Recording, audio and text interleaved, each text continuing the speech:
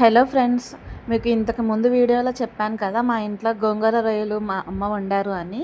మా అమ్మ గోంగూర రొయ్యలు ఎలా వండారో చూపించాను. ఇప్పుడు గోంగూర రొయ్యలు టేస్ట్ ఎలా ఉంది అనేది మీకు చెప్తాను. గోంగూర రొయ్యలు ఎప్పుడైనా సరే ఈరోజు వండుకుంటే రేపు మార్నింగ్ తింటే చాలా అంటే చాలా బాగుంటుంది.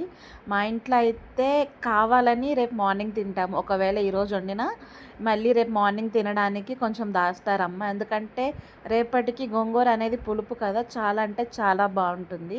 ఒకసారి మీరు కూడా ట్రై చేయండి. ఎప్పుడైనా సరే గోంగూర వేసి ఏ కర్రీ వండుకున్నా రేపు మార్నింగ్ వేసుకుని తింటే చాలా అంటే చాలా బాగుంటుంది. ఇప్పుడైతే గోంగూర రొయ్యలు చాలా అంటే చాలా బాగుంది. అమ్మ అయితే గోంగూర తక్కువ వేసింది, రొయ్యలు ఎక్కువ ఉండేలా చూసుకుంది. ఎందుకంటే రొయ్యలు ఒక్కొక్క ముద్దకి ఒక 2-3 తగిలితే చాలా బాగుంటుంది కదా అని. నాకైతే కర్రీ చాలా అంటే చాలా బాగా నచ్చింది. మీరు కూడా ఎంజాయ్ చేస్తారని ఈ వీడియో పెడుతున్నాను ఫ్రెండ్స్. ఫస్ట్ టైం నా వీడియో చూసినట్లయితే నా ఛానల్ని సబ్స్క్రైబ్ చేసుకోండి ఫ్రెండ్స్. మళ్ళీ కలుద్దాం ఫ్రెండ్స్. బాయ్.